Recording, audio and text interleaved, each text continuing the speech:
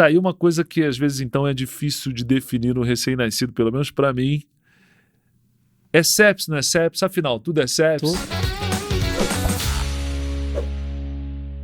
A clínica é verdade, assim, criança é aquela máxima da neonatologia. Olhou torto, é sepse. Uhum. Mas a gente tem que entender um pouco o que é mais chamativo e qual que é como que se distribui esses sintomas nas diferentes sepses. Então, na precoce, eu já tinha dito, a maioria é assintomático. Porque a gente tem a entidade de sepse neonatal presumida, que é basicamente laboratorial. Infelizmente, sim, a gente trata exame. Porque como é que você vai jurar que esse PCR aumentado não é por uma bactéria? Não, e aquela história, quando você consegue clinicamente identificar que aquele recém-nascido está infectado, é porque ele já está muito grave. Isso, exatamente. Às vezes sem isso você não pode perder esse timing. Não pode perder. Não pode. Exato. Então, tem a presumida, que é quando você vai tratar com antibiótico. Mas a precoce, a maioria é assintomático. Perfeito. E você só vai saber se essa criança tem sepsis porque você identificou os riscos infecciosos e programou coleta de exame. Perfeito. Quando a criança dá sintomas, é aquilo que falou, tudo é sepse. Mas tem 4 sintomas que quando acontece, você fica... Tem mais chance. Então, por exemplo, criança que de repente fica hipoativa. Não gostamos. Ficou sonolenta. Você pode falar, pode ser hipoglicemia? Pode. Você vai fazer um destro.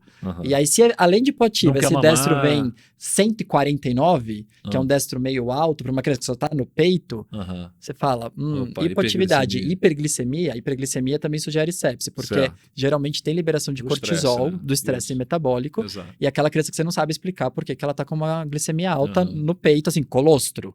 Então, não faz muito sentido. Terceira coisa é aquela criança que começa a ter intolerância alimentar. Então, distende, tá vomitando. Se tem uma sonda, aquela criança que você vê resíduo, não é bom. Isso geralmente fala de hilo infeccioso. O intestino, ele fica paralítico em frente a uma infecção. Então, a gente também não gosta disso. Sem dúvida. E a última do ponto de vista respiratório, que fala muito a favor de sepse, é a apneia.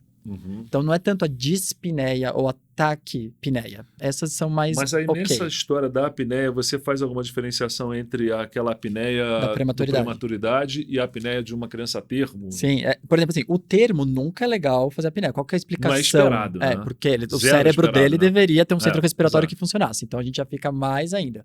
No prematuro, chama muita atenção assim, aquela criança que já está recebendo cafeína, já tem algum suporte ventilatório, por exemplo, não invasivo. Ela fazia uma apneia a cada 24 horas e ela está fazendo várias.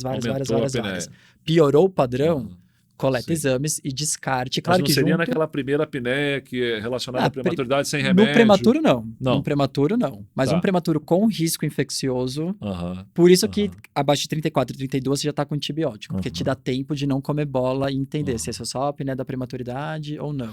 Agora, a vida do neonatologista é difícil, né? Porque se a criança está hipoativa e está hiperglicêmica, é sepse. Mas se tiver hipoglicêmica também não é legal, né? Não, por isso você vai fazer destro. Mas uma coisa é você corrigir, talvez, com um soro, só dando glicemia, lá, aumentando a glicemia da criança. Outra coisa é você entender que você tem que investigar sepsis.